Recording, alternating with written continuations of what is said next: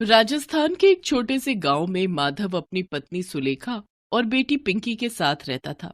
माधव एक सुतार था जो लकड़ियों से सामान बनाया करता था, लेकिन इस काम से उसे सिर्फ इतनी ही कमाई हो पाती थी कि उसका 2 वक्त की रोटी का गुजारा हो सके। बेचारा माधव दिन भर की चिलचिलाती गर्मी में जंगल से लकड़ियां काट कर लाता और फिर उनसे कुर्सी टेबल आदि बनाकर बेचता, लेकिन फिर भी उसकी मेहनत का उसको सही दाम नहीं मिल पाता था।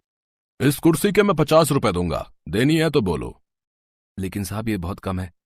इससे ज्यादा 1 रुपया नहीं मिलेगा, बोलो बेचनी है कुर्सी। लाइए साहब, 50 रुपए में ही रख लीजिए। भोला भाला माधव किसी से ज्यादा मोल भाव नहीं कर पाता और उसे जितना मिलता उसी में खुश रहता। उसे जो भी कमाई होती उसे वो घर आकर अपनी पत्नी के हाथ पर रख देता। ये लो सुलेखा, और इससे दाल चावल ले आना।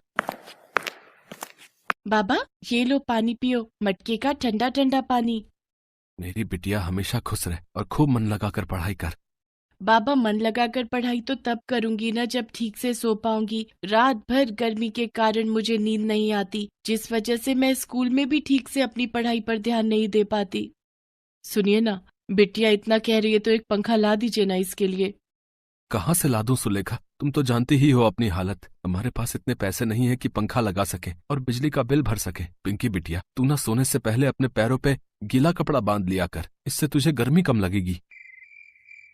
गर्मियों में रात काटना उन तीनों के लिए भारी पड़ जाता था। एक तो वैसे ही घर में पंखा नहीं और ऊपर से राजस्थान की भीषण गर्मी। ऐसे ही कुछ दिन बीत जाते हैं। एक रोज पिंकी जब स्कूल से घर आ रही थी तो लू लगने के कारण वो रास्ते में ही बेहोश हो गई। गांव वालों ने उसे उठाकर उसके घर पहुंचाया। माधव जल्दी से वैद्य जी को बुला कर लाया। देखो माधव, बिटिया को लू लगने के कारण वो बेहोश हो गई थी। इसे ये दवाई दे देना और इसके सिर पर पानी की पट्टी करना, ये जल्दी ही ठीक हो जाएगी। लेकिन हाँ, इस बात का ध्यान रहे कि इसे ठंडी हवा में ही रखें, नहीं तो इसकी तबीयत फिर बिगड़ सकती है।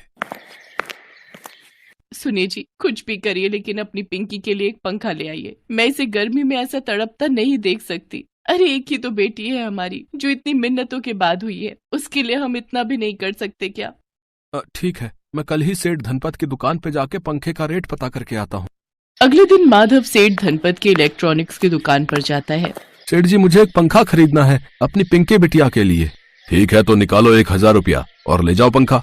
1000 रुपए? लेकिन इतने पैसे तो मेरे पास नहीं है। दरअसल मुझे पंखा किस्तों में चाहिए था। मैं हर महीने थोड़े थोड़े करके आपको पैसे दे दिया करूंगा। चल भाग यहाँ से भिखारी कहीं का। अरे मेरी दुकान पे हर चीज रोकड़ा देकर मिलती है, किस्तों में नहीं, समझे? चल निकल। बेचारा माधव दुखी मन से आंखों में आंसू लिए चलते चलते एक पेड़ के नीचे बैठ जाता है और खुद को कोसने लगता है।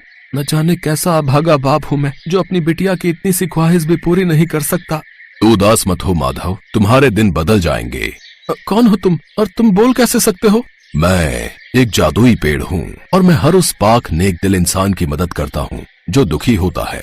ये लो, ये जादुई तना तुम अपने साथ ले जाओ और इसको काट कर पंखे की पंखुड़ियों का आकार देकर अपने कमरे की छत पर लगा देना। ये तुम्हें एसी जैसी ठंडी हवा देगा, जो ना तो कभी खराब होगा, न ही इसमें तुम्हें बिजली की जरूरत होगी। ये एक जादुई लकड़ी का पंखा होगा जो तुम्हारे कहने पर, ऐ मेरे जादुई पंखे, दिखा दे तू अपना कमाल और कर दे हमें माला माल, कहते ही चालू और बंद हो जाएगा।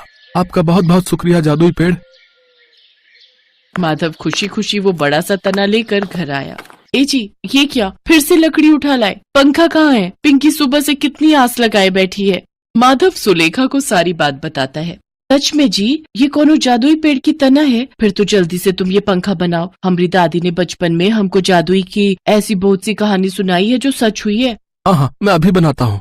माधव उस जादुई पेड़ की टहनी से पंखे के आकार की लकड़ी की 3 पंखुड़ियां बनाता है और मोटर कार के आकार वाली लकड़ी से उन्हें जोड़ देता है। उसका लकड़ी का पंखा पूरी तरह बनकर तैयार हो जाता है, जिसे वो अपने घर की छत पर टांग देता है और माधव उससे कहता है, ऐ मेरे जादुई पंखा, दिखा दे तू अपना कमाल और कर दे हमें माला माल। उसके इतना कहते ही वो जादुई लकड़ी का पंखा ढेर सारे नोटों की बारिश करता है। उसके बाद एसी से भी ठंडी हवा फेंकता है। ये तो चमत्कार हो गया जी, हम तो अमीर हो गए। ये बाबा, इस ठंडी ठंडी हवा में तो मुझे बहुत मजा आ रहा है। ये तो मुखिया जी के घर के एसी से भी ठंडी हवा दे रहा है। बिल्कुल सही कहा बिटिया तुमने। हमको तो ऐसा लग रहा है जैसे हम राजस्थान से सीधा हिमाचल की पहाड़ियों में पहुंच गए हैं।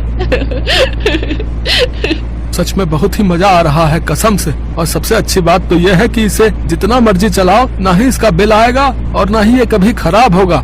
इस तरह माधव और उसका परिवार ठंडी ठंडी हवा खाकर बहुत खुश थे। साथ ही ढेरों रुपए पाकर उनकी जिंदगी के बुरे दिन खत्म हो गए और वो खुशी खुशी अपना जीवन यापन करने लगे।